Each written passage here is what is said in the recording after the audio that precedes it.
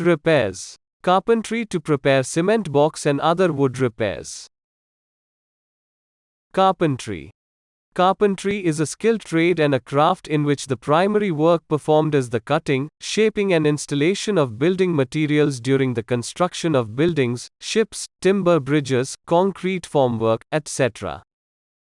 The woodworking that involves joining together pieces of wood or lumber to produce more complex items. The characteristics of wooden joints: strength, flexibility, toughness, appearance, etc. Carpentry tools. Jigsaw. Jigsaws are completely different than circular saws. Instead of revolving blades, jigsaws cut with a back and forth or up and down motion. Blades vary in tooth numbers and composition. Handsaws. There will always be a place for handsaws in every woodworker's shop. Handsaws are so simple and easy to use for quick work or where detailed, precision cuts are required. The nice thing about handsaws is there's no bulky weight, clumsy cords or batteries that die. Handsaws are always ready to go, and they're not expensive. Planes. Planes are cutting tools rather than abrasive, sanding devices used for planing surface of wood. All types of planes use a fixed blade to shave off wood fibers, letting them take shape and become progressively smoother. Blade size and depth are the key variables in how much material can be removed at a time.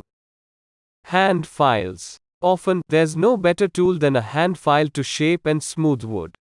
Hand files are inexpensive and last a long time if you buy ones made with quality steel. Once dull, hand files are best replaced rather than trying to sharpen them. Hammer. There's no such thing as a universal woodworking hammer. Perhaps a carpenter's claw hammer is as close to a one-size-does-everything pounding tool, but there are dozens of different types of them, too. Mallet. Don't confuse mallets with hammers. Both are striking tools, but they have entirely different applications. Hammers are usually steel-faced, but some are brass or plastic. Mallets have large wooden or leather heads and detachable handles to accommodate various head sizes. The difference between hammers and mallets is their striking shock and surface impression.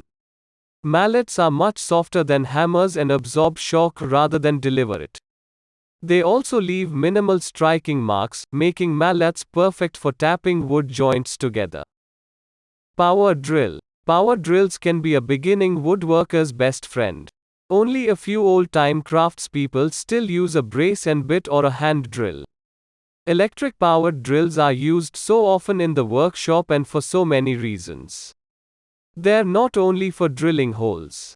You can buy all sorts of attachments to turn your electric drill into other tools, too.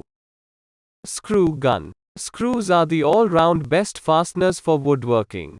They hold tight and can be removed when disassembling, making temporary joints or when mistakes happen. Types of wood joints. Wood joinery is one of the most basic concepts in woodworking. If we didn't have the ability to join two pieces of wood together in a solid fashion, all woodworking pieces would be sculptures, carved out of a single piece of wood. However, with the many varied types of wood joinery, a woodworker has a number of different joints. Basic wood joints. There is no more basic wood joinery than the butt joint. A butt joint is nothing more than when one piece of wood butts into another, most often at a right angle, or square to the other board, and is fastened using mechanical fasteners. This type of joint is often used in wall framing on construction sites. Learn tips for using a butt joint, as well as when to choose another wood joinery type. Mitered joint. A mitered butt joint is nearly the same as a basic butt joint, except that the two boards are joined at an angle, instead of square to one another half-lapped joint. Dado joint. A dado is nothing more than a square grooved slot on one board where another board will fit. Similar to tongue and groove joinery, this is a commonly used wood joint for connecting plywood, such as building cabinetry. Dovetail joint. There are situations where a dovetail joint is the connection of choice, but both edges of the dovetails should not be visible. A perfect example is a drawer front, where you don't want to see the end of the through dovetail on the face of the drawer. Box joint. Dovetail joints are beautiful and strong, but not always practical. A box joint is a simpler alternative to the dovetail joint. Learn how to build consistent and strong box joints in your woodworking projects.